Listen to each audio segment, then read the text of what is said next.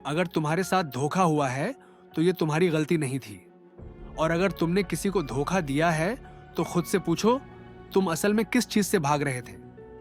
धोखा सिर्फ एक कृत्य नहीं है, ये उस चुपचाप चलने वाली जंग का हिस्सा है जो प्यार और डर के बीच लड़ी जाती है। उस अंतर की जो हम हैं और जो हम दिखावा करते हैं कि हम हैं। चीटिंग, धोखा इंसानी व्यवहार के सबसे दर्दनाक और भ्रमित कर देने वाले रूपों में से एक है। यह केवल भरोसे को नहीं तोड़ता, यह पहचान की नींव को हिला देता है। जिसे धोखा दिया गया है वो खुद से पूछता है, क्या मैं काफी नहीं था? और जिसने धोखा दिया है वो अक्सर बहानों के पीछे छुपता है, दिखाता है कि यह सिर्फ एक कमजोर पल था या इससे कोई फर्क नहीं पड़ा। लेकिन क्या हो अगर इससे सब कुछ बदला हो? हर बेवफाई के पीछे एक गहरी सच्चाई छुपी होती है। देखे जाने की तड़प, सच्चे जुड़ाव का डर, दिनचर्या की जेल से भागने की बेचैनी या भावनात्मक जिम्मेदारी के बोझ से मुक्ति की कोशिश। यह हमेशा सेक्स के बारे में नहीं होता, कभी यह आत्म मूल्य के बारे में होता है, कभी शक्ति और कभी दर्द। यह वीडियो उंगली उठाने के लिए नहीं है, यह परतें उधेड़ने के लिए है।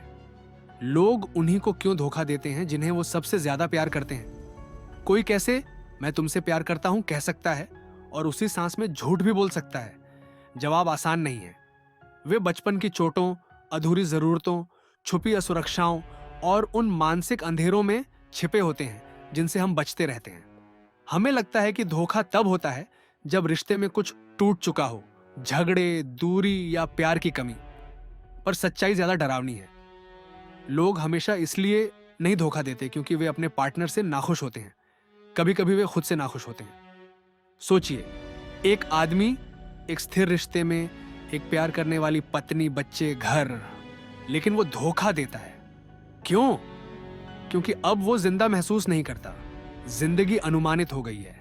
वो खुद को वांछनीय नहीं समझता और उस एक पल में किसी और के साथ वो फिर से जरूरी महसूस करता है।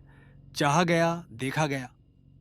ये प्यार नहीं था, ये मान्यता की तलब थी, नशे की एक खुराक जो उस सुन्नपन से बचा सके जिसे वो खुद भी शब्द नहीं दे पाया। यही छिपी हुई तड़प है, किसी और के लिए नहीं बल्कि अपने किसी और रूप के लिए। अब एक और उदाहरण, एक महिला जिसने हमेशा हर चीज सही की, अच्छी बेटी, वफादार पार्टनर, जिम्मेदार प्रोफेशनल। वो एक ऐसे शख्स से मिलती है जो उसे बेकाबू महसूस कराता है, बिना जजमेंट के। वो उसकी जिंदगी, उसकी जिम्मेदारियां, उसके संघर्ष नहीं जानता। उसके सामने वो कोई और बन जाती है और इस भ्रम में वो धोखा देती है, अपने पार्टनर को नहीं बल्कि उस रूप को जिससे वो थक चुकी है। धोखा देना अक्सर जुड़ाव के लिए नहीं, भागने के लिए होता है। मानसिक बगावत, एक भावनात्मक जड़ता के खिलाफ। थ्रिल हमेशा काम में नहीं होता बल्कि उस भावना में जो वो देता है। आजादी, ताकत, जवानी, ध्यान। कुछ के लिए धोखा आत्मविनाश का एक अवचेतन तरीका होता है, किसी अच्छी चीज को बर्बाद कर देना इससे पहले कि वो उन्हें छोड़ दे। अगर मैं इसे पहले तोड़ दूं तो कम से कम दर्द पर मेरा नियंत्रण होगा। हम में से कई लोग ऐसे भावनात्मक जख्म लिए घूमते हैं जिन्हें कभी पहचाना नहीं गया। बचपन की उपेक्षा, माँ बाप का धोखा, ये डर कि प्यार हमेशा चला जाता है। ये जख्म रिश्ते में आ जाने से खत्म नहीं होते, ये हमारे भीतर रहते हैं, तय करते हैं कि हम प्यार कैसे देते हैं और पाते हैं। और जब ये अनहील्ड रहते हैं तो वो ऐसे रूपों में सामने आते हैं जिन्हें हम समझ भी नहीं पाते। रिश्तों को खराब करना, नएपन का पीछा करना, भावनात्मक खुलापन से बचना। मनोवैज्ञानिक इसे अटैचमेंट वुंडिंग कहते हैं। अवॉइडेंट अटैचमेंट वाले लोग बहुत ज्यादा नजदीकी में घुटन महसूस करते हैं, इसीलिए धोखा देते हैं ताकि दूरी बनी रहे। एंग्शियस अटैचमेंट वाले पहले धोखा दे देते हैं क्योंकि अंदर से मानते हैं कि प्यार स्थायी नहीं होता। फिर संस्कृति की बात करें, एक ऐसी दुनिया जहां विकल्प अंतहीन है। Dating apps, social media, pornography, commitment की कीमत गिर चुकी है। बेवफाई अब एक और आसान विकल्प बन चुकी है। लेकिन चाहे जितना भी इसे जस्टिफाई किया जाए, धोखा आत्मा में दरार पैदा करता है। और सबसे दुखद बात, अधिकतर धोखा देने वाले जानबूझकर किसी को चोट नहीं पहुंचाना चाहते। वो बस खुद को फिर से पूरा महसूस करना चाहते हैं, इवन अगर सिर्फ कुछ मिनटों के लिए। और यही सबसे बड़ी त्रासदी है, क्योंकि जिंदा महसूस करने की कोशिश में वो कुछ पवित्र को मार देते हैं। और ये सब एक छिपी हुई इच्छा से शुरू होता है, वो जो हम कहने से शर्माते हैं पर महसूस करने से नहीं बच सकते। चीटिंग अक्सर एक अचानक किया गया प्लान नहीं होता, ये धीरे धीरे होने वाला ड्रिफ्ट होता है, भावनात्मक कटाव जो एक ऐसे पल की तरफ ले जाता है जहां इंसान खुद टूट जाता है। वो एक क्षण जहां लाइन पार होती है, सिर्फ शारीरिक इच्छा के बारे में नहीं होता, वो एक अंदरूनी टूटन का बिंदु होता है। अनमेट जरूरतें, छुपा हुआ शर्म और ये भ्रम कि इससे कोई फर्क नहीं पड़ेगा। कल्पना कीजिए, एक महिला और एक पुरुष बिजनेस डिनर में आमने सामने बैठे हैं, दोनों शादीशुदा हैं। बातचीत गहराई में जाती है। वो कहता है उसकी पत्नी अब उसे समझती नहीं, वो कहती है उसका पति अब छोटी चीजों पर ध्यान नहीं देता। हंसी गूंजती है, वाइन उनका बचाव गिरा देती है। फिर आता है एक पल, नजरों का वो पल जो एक सेकंड ज्यादा टिक जाता है, एक स्पर्श जो जरा सा देर तक रुका रहता है। ये वासना नहीं है, ये पहचान है। तुम वही महसूस करते हो जो मैं। यही पल एक दरवाजा बन जाता है, लेकिन ये सिर्फ आकर्षण नहीं, ये अनुमति है। मन फुसफुसाता है, कोई बात नहीं, बस एक बार की बात है, किसी को पता नहीं चलेगा। धोखा देने वाला अब तर्क से नहीं सोच रहा होता, वो एक भावनात्मक नशे की स्थिति में होता है। और एक बार जब सीमा पार हो जाती है तो अब ये सुख के लिए नहीं बल्कि पलायन के लिए होता है। कुछ देर के लिए वो खुद नहीं होते, ना पति, ना पत्नी, ना माता पिता, बस आजाद। लेकिन ये एक खतरनाक आजादी होती है जिसकी कीमत हमेशा चुकानी पड़ती है। यहां से शुरू होती है कॉग्निटिव डिसोनेंस, मानसिक फूट। एक हिस्सा अब भी मानता है मैं अच्छा इंसान हूं, दूसरा जानता है लो मैंने कुछ ऐसा किया जो मेरी पहचान से मेल नहीं खाता, तो मन वही करता है जो वो करना जानता है, जस्टिफाई करता है। इसका मतलब कुछ नहीं था, बस हो गया, मैं उनसे प्यार में नहीं था। ये बहाने पार्टनर के लिए नहीं होते, ये खुद को सहने के लिए होते हैं। अब चलिए एक सूक्ष्म उदाहरण लें, इमोशनल चीटिंग। एक आदमी रात को अपने पुराने प्यार को टेक्स्ट करता है, बातें मासूम लगती हैं, कैसी हो, फिर वो बातें शेयर करने लगता है जो अब वो अपनी पत्नी से नहीं करता। वो उसे समझती है, वो खुलता है, अब वो खुद को सोलमेट कहने लगे हैं। कोई शारीरिक संपर्क नहीं, पर यह भी धोखा है।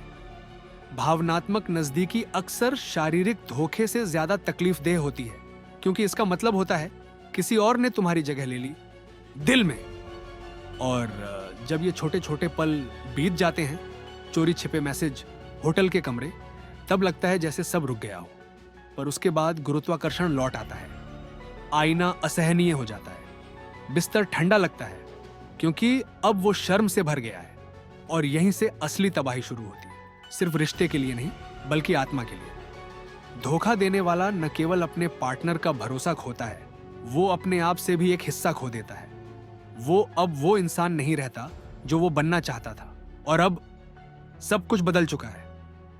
भाग दो, धोखे के बाद की खामोश तबाही।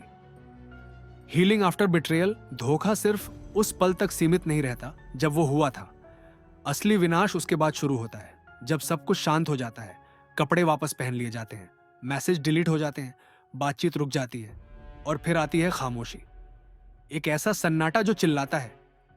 यहीं से शुरू होता है आफ्टर शॉक, एक आंतरिक धराशायी हो जाना जो बाहर से दिखाई नहीं देता। धोखा देने वाला व्यक्ति घर लौटता है, वही डिनर टेबल, वही हंसी, लेकिन सब कुछ बदला हुआ महसूस होता है। एक दीवार खड़ी हो जाती है।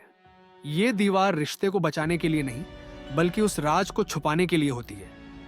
यहीं से शुरू होती है डबल लाइफ, दिखावे की दुनिया और अंदर की सच्चाई। वो या तो जरूरत से ज्यादा प्यार दिखाने लगता है, गिल्ट में डूबा हुआ, या फिर चिड़चिड़ा और दूर दूर हो जाता है।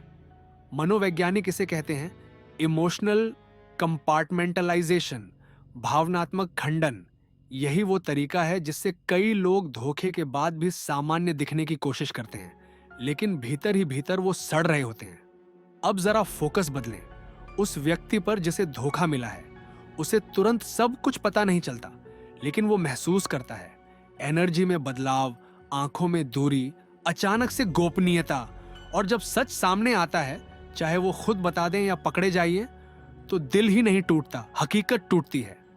अब सवाल सिर्फ ये नहीं होता क्या उसने धोखा दिया, बल्कि ये होता है क्या ये रिश्ता कभी सच्चा था? क्या मेरी पूरी जिंदगी एक झूठ थी? फिर शुरू होता है मानसिक युद्ध, सेल्फ ब्लेम और क्रोध के बीच। Betrayal is not just emotional pain, it is psychological trauma. Research बताती है कि चीटिंग का खुलासा पोस्ट ट्रॉमेटिक स्ट्रेस जैसे लक्षण पैदा कर सकता है। बार बार याद आने वाले दृश्य, नींद ना आना, मूड स्विंग्स, आत्मसंदेह और यहां तक कि डिसोसिएशन, खुद से कटाव।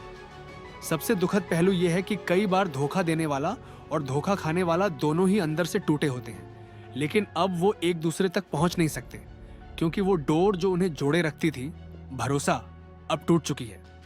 कुछ कपल्स फिर भी इसे बचाने की कोशिश करते हैं। वो थेरेपी जाते हैं, धीरे धीरे बाउंड्रीज को फिर से परिभाषित करते हैं, लेकिन कुछ खो चुका होता है।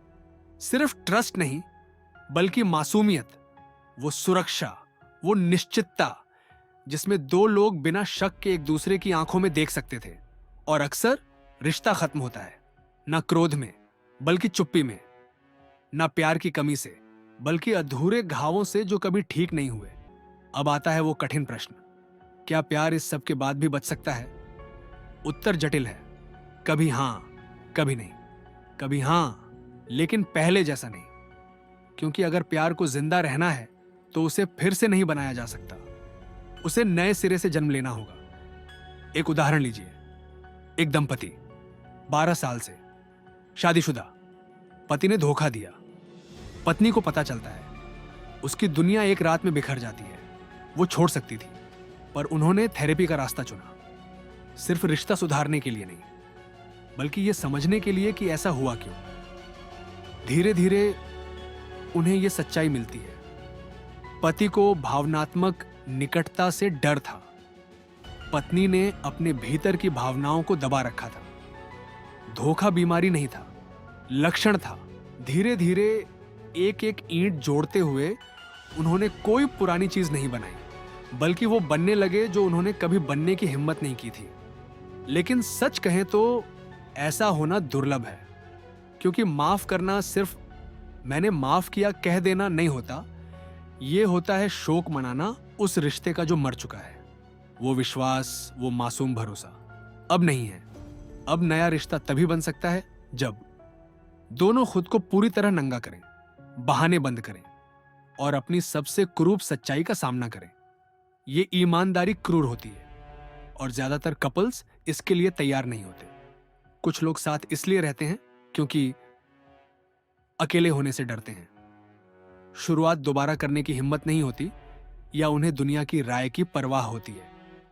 पर डर पर टिका प्यार प्यार नहीं होता, वो एक कैद होता है। और ऐसे रिश्तों में जहां पहले से ही अंतरंगता की कमी थी, वो धोखा आखिरी वार बन जाता है, उपचार की शुरुआत नहीं। लेकिन कुछ प्यार फिर भी बचता है, क्योंकि वो धोखे को मिटाते नहीं, उसे स्वीकार करते हैं पूरी तरह, बिना बहानों के। धोखा देने वाला अब बचाव नहीं करता, धोखा खाने वाला अब खुद को दोष नहीं देता। सच बन जाता है ग्राउंड जीरो, जहां से कुछ सच्चा शुरू हो सकता है, गंदा, अधूरा, पर ईमानदार। अब बात करें एक और तरह की बचाव की, रिश्ते की नहीं, व्यक्ति की। कभी कभी सवाल यह नहीं होता कि क्या हम इसे बचा सकते हैं, बल्कि क्या मैं खुद को बचा सकता हूं उस इंसान के लिए जिसे झूठ बोला गया, जो रात रात भर सोचता रहा। क्या मैं काफी नहीं था?